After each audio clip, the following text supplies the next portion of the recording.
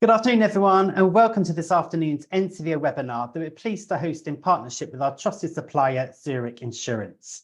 I'm Nick, the Networks and Engagement Manager here at NCVO, and it's great to be joining you online today. Please feel free to say hello and introduce yourself in the chat if you haven't done so already. We're hosting today's webinar as a Zoom meeting rather than in the anonymous webinar format. So you'll be able to see who else is joining us online as well. Hopefully you may see a couple of names that you recognise. Over the next hour together, we'll be discussing business continuity and crisis communications, helping you to develop a plan for communicating with colleagues, beneficiaries, stakeholders, insurers and funders in times of crisis. To help us explore this, in just a moment, I'll be handing over to Mike Henley, a risk consultant from Zurich Insurance. But before I do, let's briefly run through the housekeeping slide. So first, closed captions have been enabled and they'll be appearing on screen. To turn these on or off, please click on the CC icon in the toolbar at the bottom of the screen. To help with accessibility, in just a moment, the slides for today's event will be shared in the chat as a PDF. So if it would help, you can download these to zoom in and out of the slides as we go along. They'll also be included in the follow-up email that we sent shortly after today's webinar. So the webinar is being recorded, so please keep your microphones muted unless we come to you to ask a question during the Q&A. We're hoping for at least 10 minutes for questions and answers in the second half of today's webinar. So if you've got a question, please raise your virtual hand and we can come to you to ask your question, or you can submit your question via the Q&A function in the toolbar at the bottom of the screen. Please bear in mind that if we do come to you to ask your question live, you will also appear in the recording that will be uploaded to the NCVO YouTube channel. Finally, we're not planning a break for today, but if you need to step away from your computer for any reason, please feel free to do so. So in just a moment, Mike will be kicking off the content for this afternoon, exploring business continuity and crisis communications. We'll then be joined by NCVO's Practical Support Manager, Lara Bundle. So Lara will not only signpost the further guidance and resources, but she'll also be reflecting on her own experiences of business continuity planning and crisis communications during her time as a CEO at a small charity called the Snowdrop Project. We'll then move over to our Q&A session, which today will be facilitated by Mike's colleague, Matt Hardwick, a senior risk consultant at Zurich. He'll be fielding your questions to both Mike and Lara, sorry. So without any kind of further delay, I'm pleased to hand over to the risk consultant from Zurich, Mike. Good afternoon, everybody. Thank you very much, Nick. As he mentioned, my name is Mike Henley. I work at Zurich within the risk and resilience team. The broad purpose of our team is to provide support to organisations across the third sector and the public sector with enterprise risk management and, of course, business continuity, which is here what we're talking about today. A little bit about my background. I've been working with Zurich now for about 15 months, coming up to. And apparently my shared screen is black. It's just going to click on just as you change it there. Perfect. Yeah, that's up and running. Been with the team now for about 15 months, and prior to that, for my sins, I was an internal auditor, again with a focus on the public sector. So again, working with charities, housing associations and local authorities. And during this time, I've developed an amount of experience working with BC and crisis communications. So in terms of the format for today's webinar, what we want to discuss is what is business continuity, the importance of this, and how it affects your organization, the ability to review and restore those processes as quickly as possible, what can happen to organizations and particularly charities, and how to define when a serious incident happens within your organization, and what happens when things go wrong, and more importantly, how you can make things go right in the event of a crisis. And finally, looking at crisis communications, considering the ways in which you can communicate effectively during crisis situations to ensure that you maintain control and messaging throughout. So the first question really is, what is business continuity? And the definition falls as the capability of an organization to continue delivery of products or services at acceptable predefined levels following a disruptive incident. I think we can all agree it's not a very exciting definition, but it does hint at the amount of work that needs to be done by organizations so that they know what their key services are, how long these can be disrupted for, what can happen in events to stop things coming close to the catastrophic edge. As organisations in any form of business continuity process, I encourage you to think about whether your plans and policies are effective and up to date.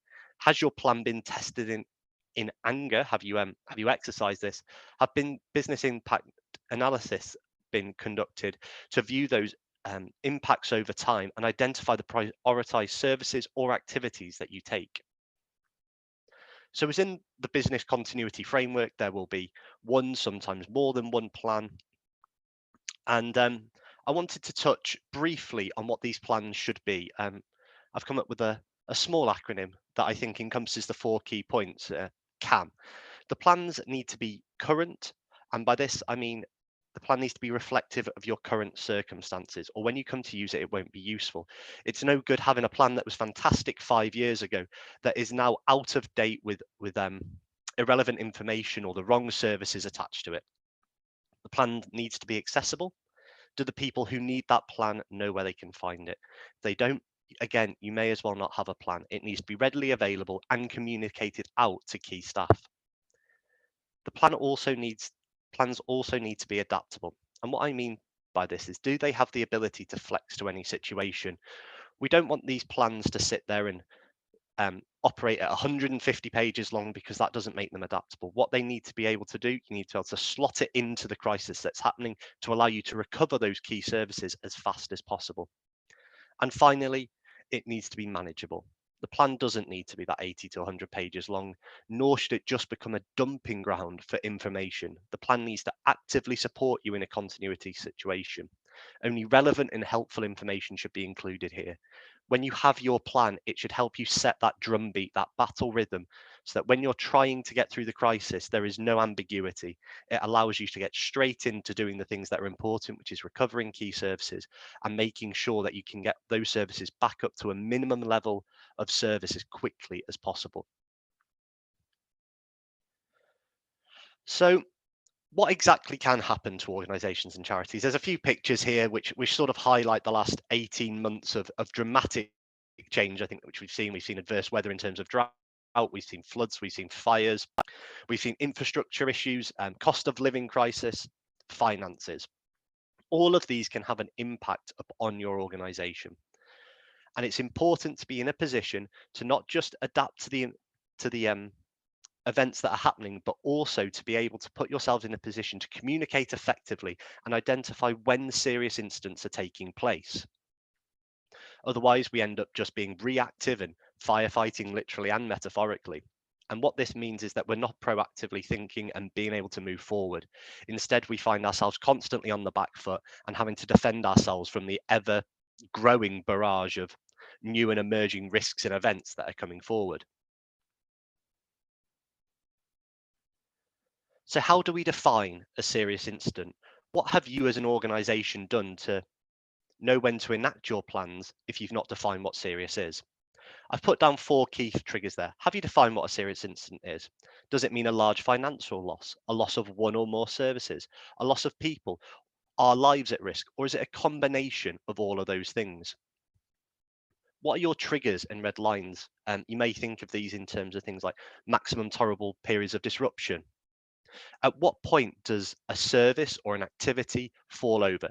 What is the line that we in the sand that we cannot cross, that we are unhappy to move any further from? Who makes this decision?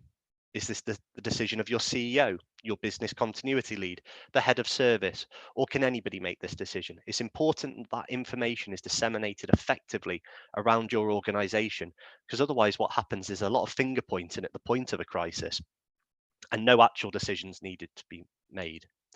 And finally, do people know their responsibilities? It's all well and good having the most fantastic plan in the world, but if nobody reads it or nobody looks at it, you once again may as well not have the plan. When I first started doing business continuity work, I was told by someone more senior than me. They said, I would much rather see a plan written on the back of a napkin that every single person knows exactly what they're supposed to do than a 50-page plan with all the bells and whistles you can imagine that nobody's ever looked at once. Because when it comes to the crisis, it's people knowing their responsibilities and what they need to do that will help propel the organization forward. When you're thinking about, is it serious? You want to think about the media portrayal. How is this going to reflect upon the reputation of the organisation when it's reflected into the press? If you're looking across to your peers, please think about what would the best or the biggest, most respected organisations do, and how do they do it to make it effective? You don't want to find yourself in a position of being stuck behind the 8 ball because you haven't planned and you haven't thought about the best ways to move forward. And with that, I want to touch on communication. What is the worst thing, the worst case scenario? There's been a number of high profile cases of not just business continuity failings, but also failures by organizations to successfully manage communications and their media presence. A really, I'm not going to say fantastic, but a really evident example of this is the BP Deepwater Horizon tragedy, where there were a series of gaffes from the CEO. There was no apparent spokesperson strategy, and they had recently made cuts in communications and government relations funding. The CEO was quoted as saying things like, what have we done to deserve this? You can't believe the week that I've had, and relatively, I suppose it's only a small amount of oil in the Mexican Gulf.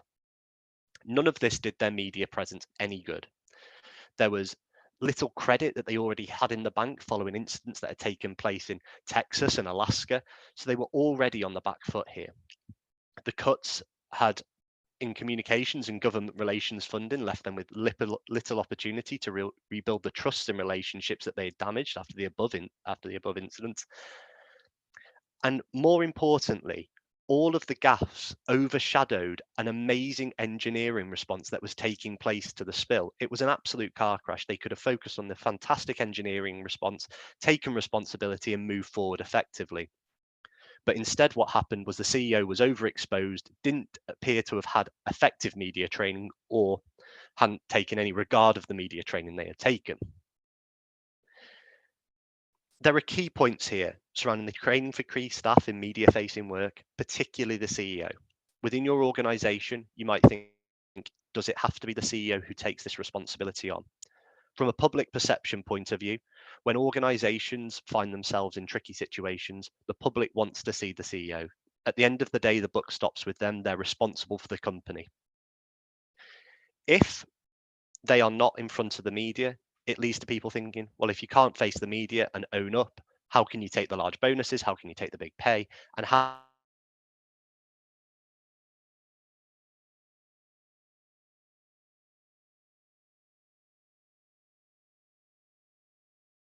Mike, I think your sound might have just cut out then. I'll get how can you be trusted to guide us forward, or spokespeople from? Oh, am I back?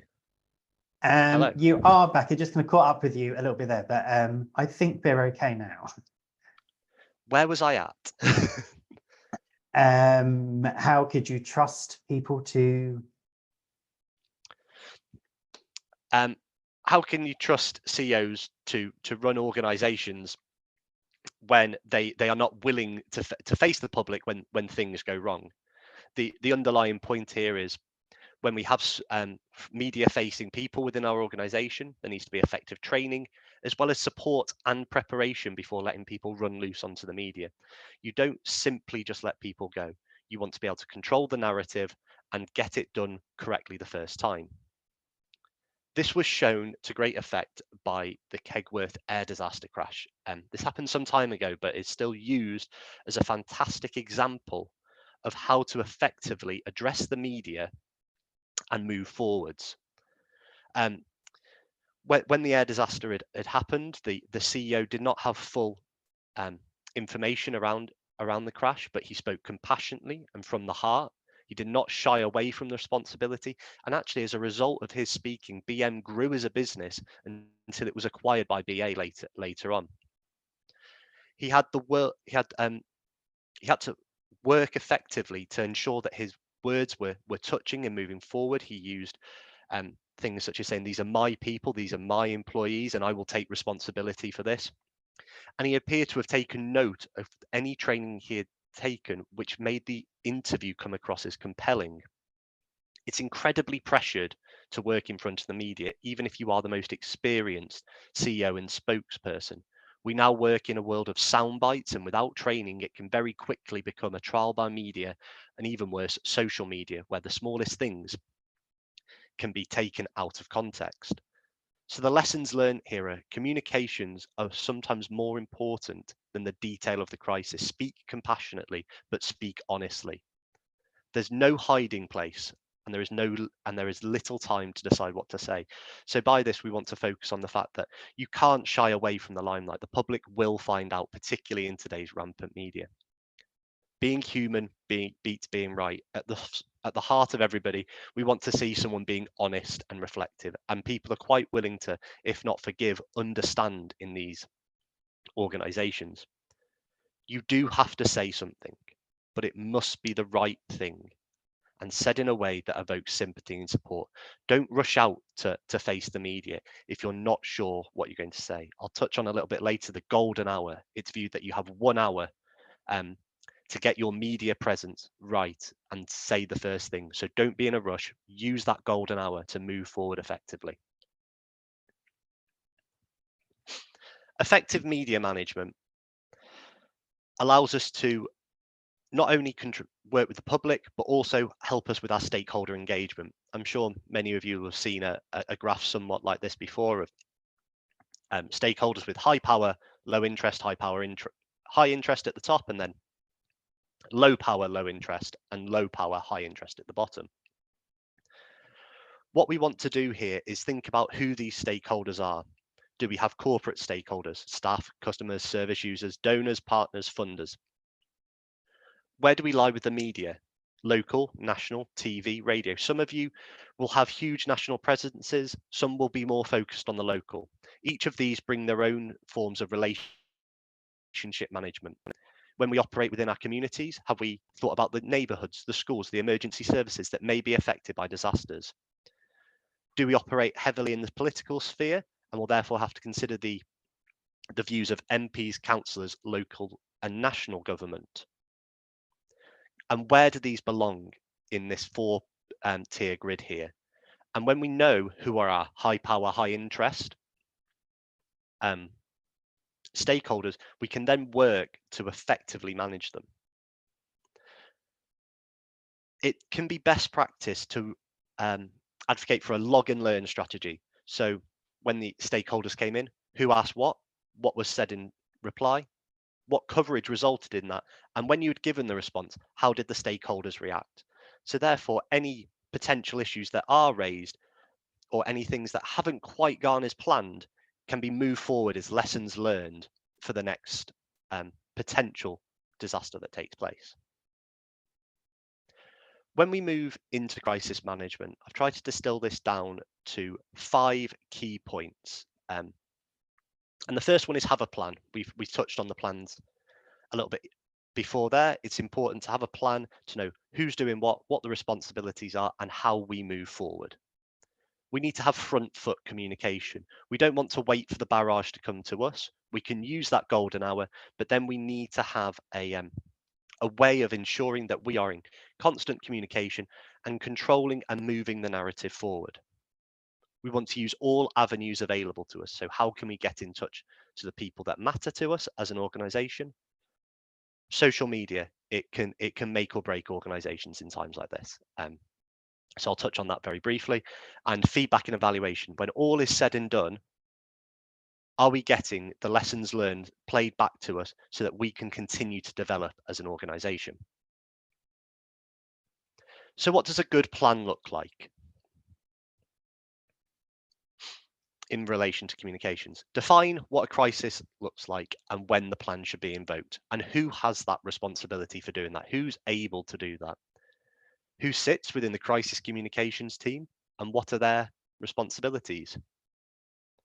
Templates to be put in place for external communications. Do we have a blanket media template that we can put out and change the details of? A holding statement. A lot of people say they have these in place, but they're not written down. It takes a surprising amount of time to write an effective communications template. If you have one ready to go and you can just change the details and the names, it allows you to buy yourselves a little bit more time to understand what is going on. What are our internal communications procedures? So people know who needs to be contacted, what they need to say, and what needs to be given to the staff to allow them to effectively fulfill their roles. Who are our key contacts, internal and external? I don't want to see here a huge list, pages and pages long, of every separate media outlet, but who do we have strong relationships with from an external point of view, and who needs to know, who will definitely need to know? And then we want to look at additional linked documentation that's in place to support the plan. Are there other policies and procedures that we can use and invoke here? The plan, it is important to know, is not a rule book. You don't have to follow this to the letter, but it is a framework and a guide to decision making. And with the documented sections above, it will help set that battle rhythm I was talking to and keep you on track to moving forwards, instead of having that position where everybody's pointing at each other and not quite knowing what's going on in the heat of a crisis. When we talk about front foot communications, I've already mentioned that golden hour. You have an hour to respond, and respond well. You don't want to be reactive, because people will find out. Don't try and cover these things up. We live in a world now that's more media focused than ever, and everything is instantly shareable. So people will find out. Never think that they won't. Don't be reactive. If you have information, if you have bad news, break it first and break it well. Make sure that your communications are accurate and up to date. Like I've said, you have an hour here, so don't necessarily just race to say the first thing that comes to your mind, because if it turns out you're wrong, you find out that you've lost that window to give yourselves the best possible opportunity. So be first if possible and control the narrative, but if you can't be first, be right. And being right is more important than anything else. Your communications have to be accurate and up to date, otherwise you're fighting on two fronts, and it doesn't allow you to effectively deal with the crisis at hand. Don't let there be a void in the communications. Set the tempo and commit. If you said at midday, we will update you in 2 hours, and at 2 o'clock you have nothing to say, you still do the update saying the situation is being reviewed, we have no new information, we will update you in a further 2 hours. It's setting that consistent pattern so that people know that you can be trusted to give the information out. And finally, put the customer and service user first. Those are the people who are also going to be affected by this. So always ensure that at the heart of your communications, it is the customer that you're thinking about, or your service user, because those are the people who are being disproportionately affected by any form of crisis, particularly within the third sector. When it does come to communicating with our service users and our customers, use all avenues. And what I mean here is make sure you maximize your reach. Do not just stick to the obvious mediums. Can you utilize text, call centers, signs on doors? Do your staff know exactly what to say? Do they have effective scripts, and are they giving out a consistent message to ensure that your people and your service users are aware of where they can find continued support? Is that message compassionate? At the end of the crisis, you don't want to hear that your service users felt alienated or not able to seek support because you were having a secondary issue. I'm sure you don't need me to tell you, but you have people who rely on you and are reliant upon that service. So during these crisis management periods, it's important that message is consistent and compassionate to allow you to ensure that you maintain the contact with the people who you need to. A lot of organizations deal with vulnerable people who won't necessarily be aware or on the internet. So therefore, can we use less popular mediums? Do we have local bulletin boards where we can inform people? Can we put signs on our doors? And do we have direct phone numbers for those who are most at risk? This does lead us on to the power of social media. Social media is a hugely powerful tool for the management of adverse events. However, you can't put that genie back in the bottle. When dealing with social media, it needs to be well tempoed, it needs to be accurate, but once you get it wrong on social media, you will be overtaken by this. We have this conversation a lot for things like project management. You end up with trial by social media if things go wrong with the project because you haven't been able to control the narrative. Once things got onto Facebook, X, Instagram, YouTube, it's very hard to get back control of that narrative. Having an effective presence and communication via social media channels allows you to maintain messaging and reach a wide variety of people. This is fantastic. You can reach more people more effectively than ever before. But it also means that when communicating, every small mistake gets amplified. I'm sure many of you have X or Twitter accounts, and for a lot of organizations, this can be the most important. It's the medium by which you can communicate very quickly, very effectively to the whole world in a matter of seconds, whereas Facebook, a lot of the time things get lost. But for some charities and organizations, I appreciate that Facebook is where most of their service users are. So ensure you know your audience. It's pointless communicating on Instagram if you have a following that only uses Facebook or Twitter. But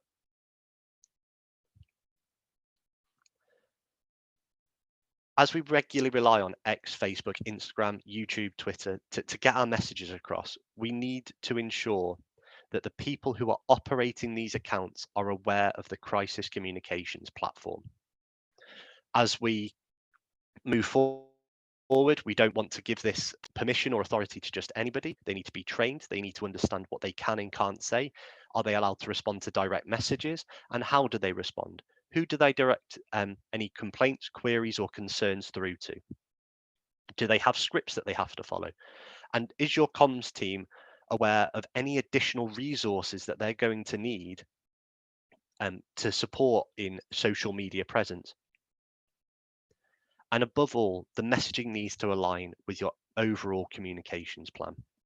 You will need in these times to ensure that you have additional resource to provide to the communications team to allow you to effectively manage these events.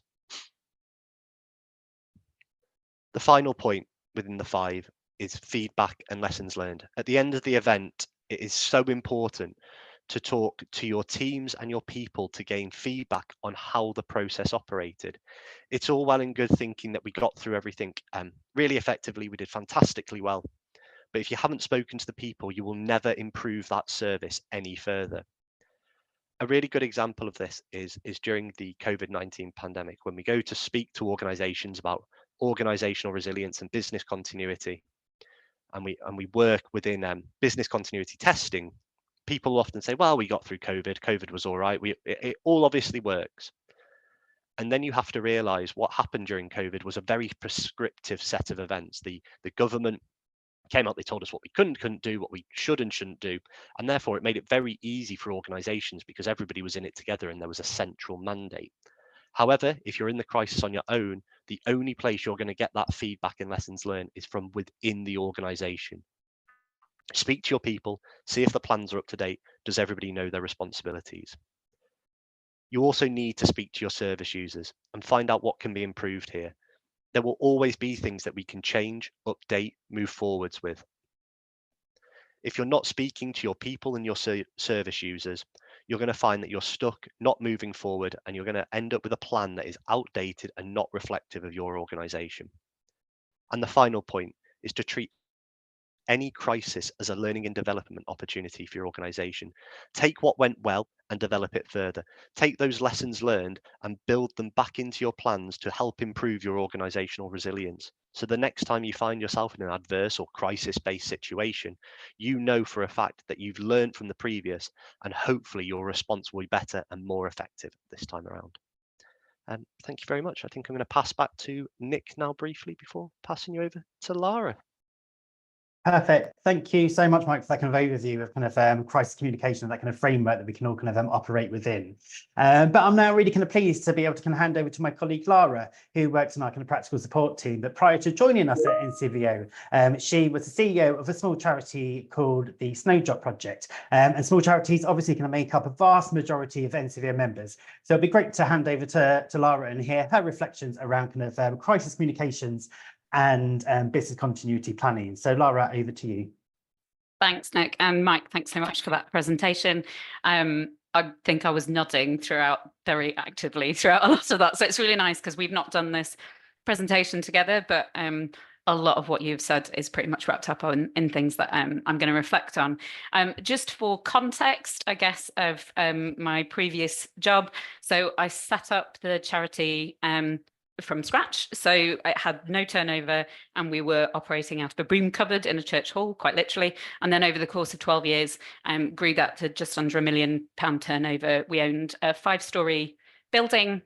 We had 25 members of staff, and we had about 100 volunteers. And in the building, we had 7 other charities as our tenants. So our kind of risk changed over the course of 12 years. And part of what I'm going to talk about will hopefully reflect that. Next slide. Thank you. So in terms of business continuity planning, just to mention that we didn't recognise at the beginning as a small charity that we needed one, and we highly underestimated the need to have one until we hit what for us at that point in time would have been a crisis. Now, some of the things that we have dealt with and that I'll reflect on aren't anything like the scale that Mike has talked about in terms of particularly public relations, but it definitely was business continuity in terms of impacting our ability to deliver the work to our service users. And for context, our service users were survivors of human trafficking who were living in the community. So the first time I think that we realised that we needed something like this was probably about 6 years into running the organisation, and we were a tenant in a building at that point in time, and our building suddenly flooded. And what I mean by that is it flooded from above rather than from the ground up, which is unusual. But unfortunately, the landlord hadn't done the work that he needed to do on the roof.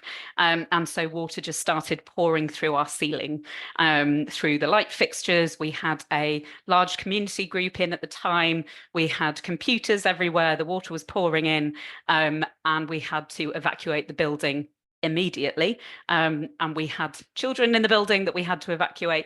We did manage to get everybody out safely. It did look like something out of the Titanic, I won't lie, but that kind of brought to the forefront for me the need to have some sort of plan, and that looked like a business continuity plan. This had quite an impact on our business because we were a front-facing organisation based in the community, and all of a sudden we didn't have a building to operate out of, and we had to come up with a plan, and that took us a little bit of time.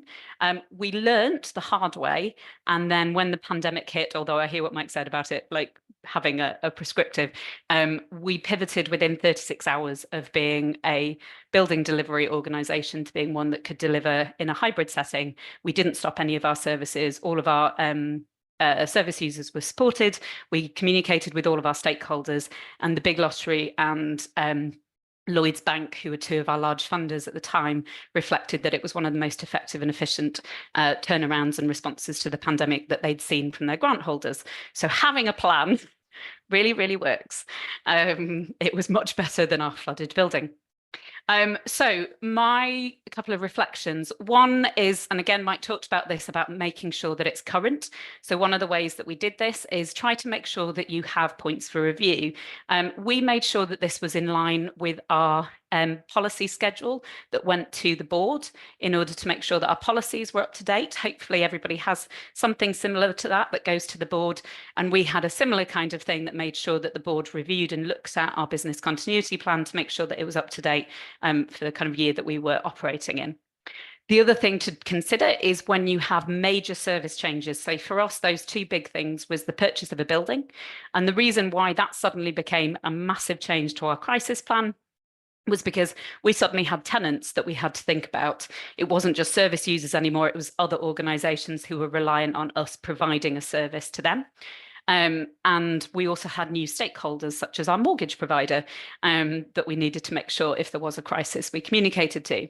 And the other major change that we had was that we took on kind of a larger national government contract, and that put us more in the public eye. And so we needed to think more carefully about the kind of messages that we would put out, how that would be received, and think through some of that kind of communication. Run scenarios with key people. Again, I think this was kind of referenced in terms of making sure that it's like active, you can do it. So one of the best ways is run it. And one of the things that we picked up from doing this was a couple of things. One was things that we might not have thought of. You'll all have blind spots when you're trying to think through what a crisis might be. You might think about, especially now we've been through a global pandemic, we could have another one. But actually, it was our kind of head administrator that said, actually, we need to think about things like a power outage to the building and total collapse of the internet access within the building, because actually within a certain period of time, a lot of our delivery became not achievable within the building. We need to have a response plan of we need to close down the building and make sure everybody has a place to get to where they can access that. It's not a massive crisis, but it does impact your business delivery. The other thing that we identified by running the key scenario was that we had key stakeholders, so service users, who we couldn't easily contact quickly all at once. Our service users were not from the UK, and so we needed to come up with a plan and a group that we could easily text. So because we identified that in advance, it meant that when a crisis hit, we already had the resource that we needed. So make sure you plan those things in advance. Quickly mentioning on this one, connect it with your risk register that goes to the board, because this looks at prevention as opposed to response, because you might be able to catch some of those crisis points in advance rather than getting to the point where they do actually happen. So just kind of making sure that that is connected up. Next point. So stakeholders, succession planning is really important in an organisation, particularly of a small kind.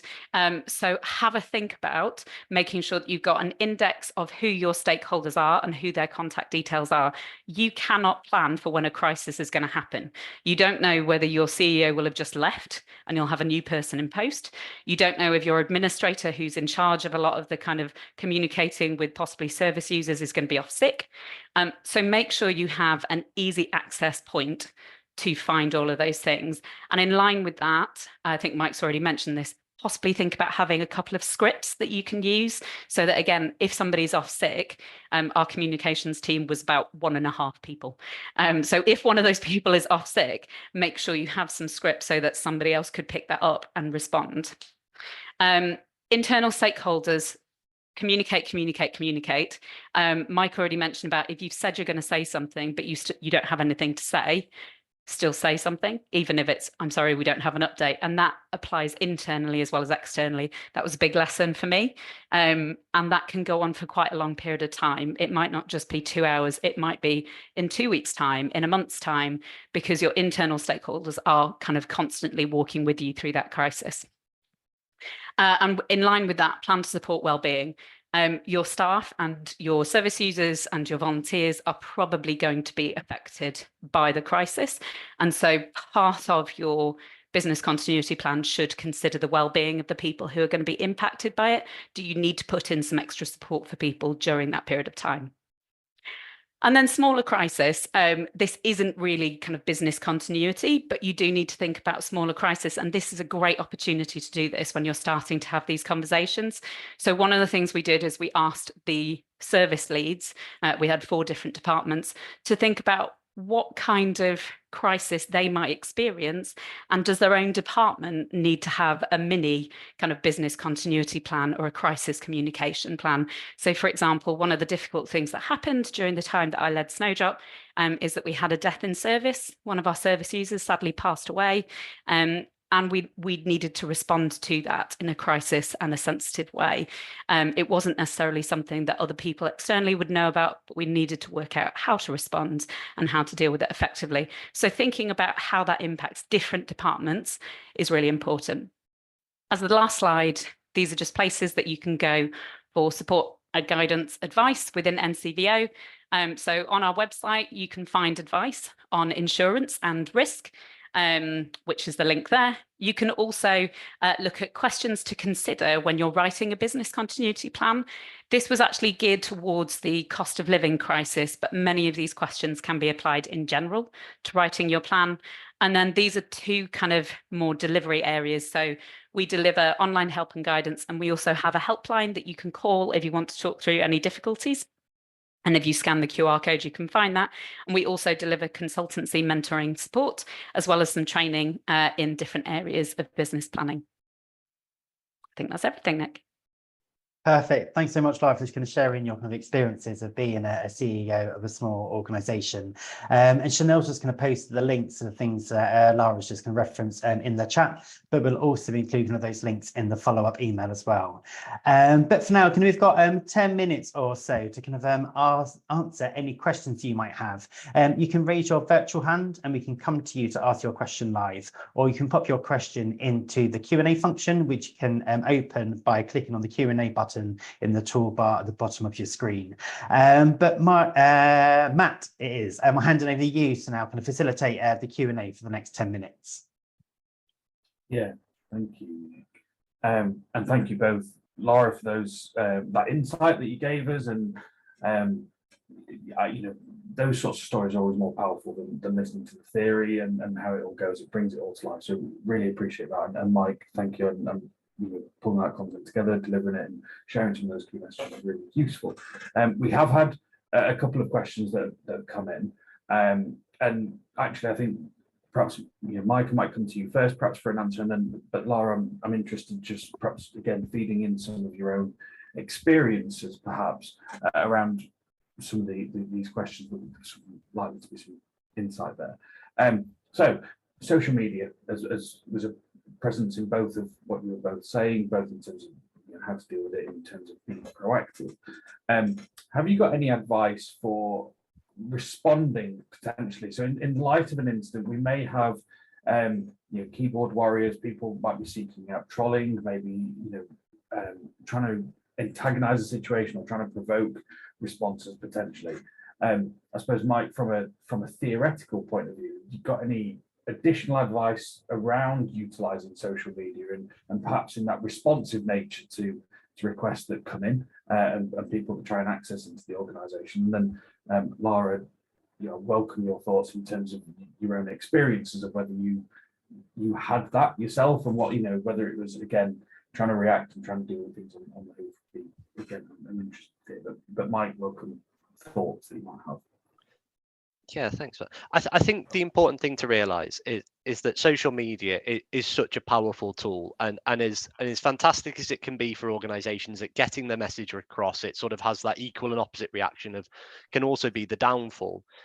And I think it's important to notice that during a crisis situation, resources are going to be stretched, people are going to be fraught, you're going to be time pressure to complete things, whether that is just getting information out, whether that's dealing with the results of the crisis that have taken place. So I personally wouldn't advocate going and dealing with every individual comment that comes through the message board, the Facebook, the Twitter, the YouTube, whatever that may be, because you'll be in a constant battle with people for hours and hours and days on end, having said nothing but typed a lot. I would encourage consistent messaging from an organization, as Lara sort of said. It's that if you've said you're going to do it, do it. It's ensuring that people, service users, members of the community, other stakeholders have that faith that when you say we will have an update, even if that update is, unfortunately, there's been no change in the situation, we are going to do that. It's ensuring that the messaging that you get out is in line with the corporate brand, with the communications policy, and that everybody who's operating in that sort of social media sphere for your organization knows exactly their remit. But in terms of dealing with the trolls, with the keyboard warriors, I would say, we leave that alone, allow that to sort of sit to one side, and focus on the key messages that are going to help your organization and the service users understand what's going on. Lara, is there any experiences or insights that you'd like to add on to that? Yeah, sure. I mean, really similar to what Mike was saying. Don't knee-jerk to anything that comes through. That's one of the worst things that you can do, is respond out of emotion or those kind of things, because it doesn't come across well. Usually on social media, most people understand a keyboard warrior is just a keyboard warrior and won't often give much attention. There is a difference between a keyboard warrior and potentially a genuine complaint. And if you feel like it's more of a genuine complaint, possibly offer them a place where they can lodge a formal complaint if they wish to, or an email address that they can contact. In terms of responding, I would say the same thing. Don't really give them a whole lot of air room. Just a quick a case study of what happened. We had somebody, after we bought the building, we got quite a lot of keyboard warriors and whatabouteries who were like, we can't believe this building is going to people who are helping victims of trafficking and people coming from abroad. Why aren't you helping people from our country? Why aren't you helping the homeless? Why aren't you helping the et cetera, et cetera, et cetera? And my communications manager had a bit of a freak out and contacted me and was like, I don't know what to do. And I kind of said, well, you know, let me have a look and go and have a see what's happening. And I went on, and actually all of our supporters drowned out their voices because a lot of them took up arms against the trolls for us and just basically said, you clearly don't know anything about this charity. You need to look into them. This is one of the best things that could have happened. If you care so much about the homeless, go and support them. Stop kind of taking on one. And actually, we didn't need to do anything because our supporters backed us up, and we literally didn't need to say anything at all. So yeah, never knee jerk. Thank you. Mike, you mentioned within your session on the presentation, and Laura certainly picked up on the point around testing of plans and building that into organisations. I suppose aligned to this, that we've got a question around how can we be sure, or how can organisations be sure that their plans that they've created, that we've sat down, we've put some content into this. How can we be certain that those plans are effective at the point at which we need them to be? And welcome any thoughts. I suspect you're going to dive into the testing element of it, but yeah, over to you, Mike. Yeah, the base point is let's test the plan. When I mentioned COVID before, people thought their business continuity plans were in a really good spot because of COVID, but what happened was we had prescriptive instruction, and then when it comes to isolated incidents that affect one organization, sometimes they find, well, actually this plan hasn't been dusted off in anger alone for maybe 5, 6, 7, 8 years, and it makes it out of date. So when going through the business continuity plan, I would encourage you to strip out anything that you feel isn't 100% necessary in a crisis situation. So really what you want is who's in your gold, silver, your strategic, operational, whatever you call them, who's in those teams and what their responsibilities are. What do our activation procedures look like? What does even potentially the initial meeting and the ongoing meeting agendas look like? Just some very broad strokes descriptions there to sort of say, well, actually, when we get into the room, this is what we need to be talking about. What's the event? Who's affected? What's it look like? Who have we contacted? What are the responsibilities? Do we have everybody we need in the room? To stop that initial worry about what we need to be speaking about. And then at the back of the sort of plans, you can have those key services that you need to pick up, and how do we pick those services up in the immediate, the short term, and then the medium term. So you're looking at maybe a short term of less than a week and a medium term of a week plus, and what we do there. And then also having things like decant logs if you need them, incident management logs, decision logs, just at the back of that plan, so that when it comes to it, everything you need to combat a situation is there in front of you. And if you're not sure if it's working, test it. If you're not sure if people understand their responsibilities, test it, because it's much better to sort of fail in the classroom than fail when the crisis has emerged and you find yourself struggling to deal with it, and you're being reactive instead of proactive. As Lara mentioned in her story, having that plan allows the organization to maneuver effectively and in an agile way, which puts you so much further ahead than an organization who doesn't have those plans in place. And I think that's the important thing. Have the plan, test it. If it doesn't work, tweak it. If it doesn't work, tweak it. And when the crisis comes, you'll have a ready-made, well-oiled machine. Yeah, thank you, Mike. And Laura, will come to you in a second, but I'm just going to add on to that my own experiences of working in the same team as Mike and supporting some of our organisations in those testing environments.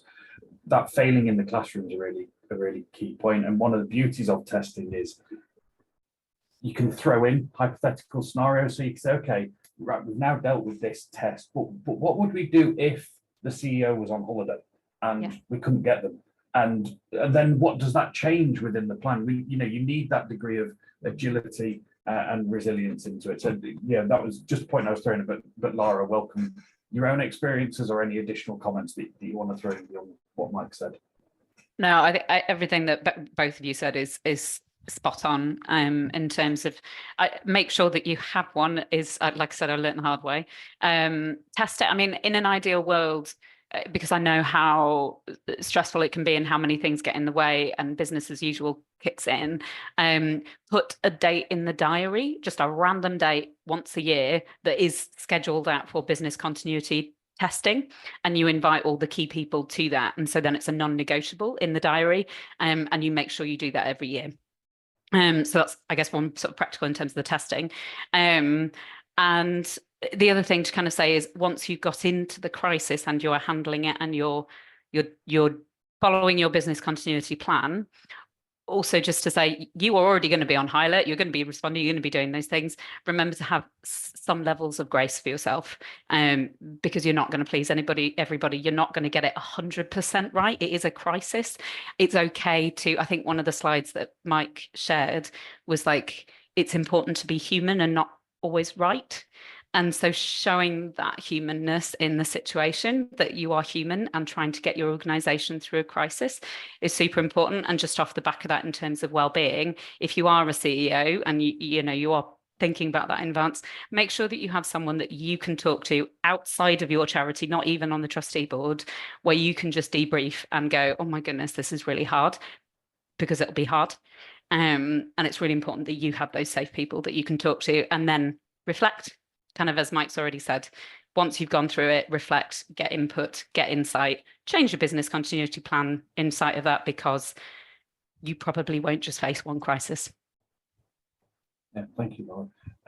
I think time-wise, probably got one last question, and Laura, I might actually come to you first, given your own sort of past experiences and the role that you had at the previous organisation. And you touched on this within your presentation around communicating with the board and things like that. But I'm interested in terms of top tips on how to build the importance and bring people along the change with you, and demonstrating the role that they have and how they have that role within change, within the crisis, etc. Just any top tips from past experiences that you might have got from that situation. Yeah, of course. So I would say one of the things is, well, the top thing is communicate. I cannot state that enough. And I know it's called the crisis. This is a crisis communication, but communication has to be at the forefront of everything that you do. And within that, try to think about different styles of communication as well. So don't just assume that because you've communicated, I don't know, via a team meeting, that you've done it, like you've communicated. Like, it may be that you need to communicate in a number of different styles. So it might be that you need to do a team meeting and a follow-up email, and you might also need a text message or social media or some other sort of thing. Like, think through the different varieties of communication that you need. Pull together your key members as quickly as possible and make sure that they are all clear on their roles. That's really important. And in terms of when you, as again, I'm speaking as a CEO here, but when you have to be the person who gets out there, as Mike said, it is really important the CEO takes responsibility and they're seen. Make sure you are seen. That is really important.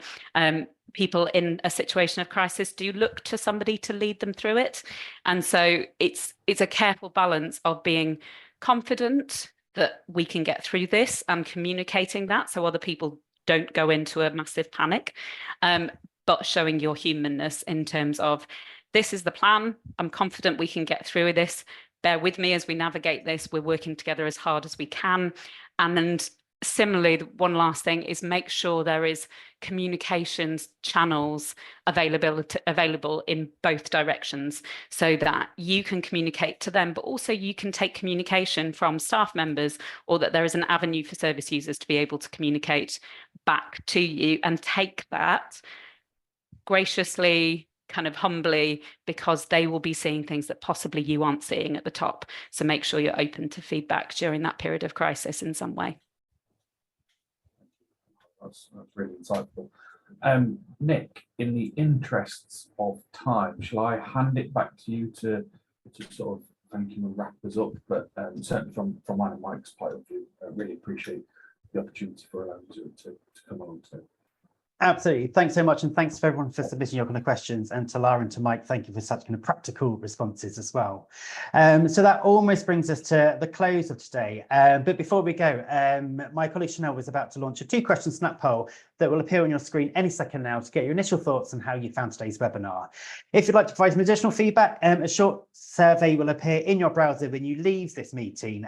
For us, it would be great to hear about the things that you enjoyed, where we could make improvements, and what further guidance and support would be helpful from NCVO. Also, I just want to highlight that if you're not yet a member of NCVO, we would love to have you join our community of over 17,000 organisations, from the biggest out-of-name charities to the smallest community groups. For us, our members are at the heart of everything that we do, and we exist to make your lives that little bit easier so that you can focus on the things that really matter and make the biggest impact to the communities that you serve. You can find out more information about becoming a member on the NCVO website.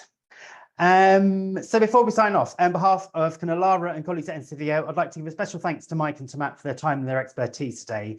And a huge thank you to all of you as well for joining us. I hope today's webinar has provided a helpful overview of business continuity planning and crisis communications, and that you feel better equipped should a crisis occur in the future.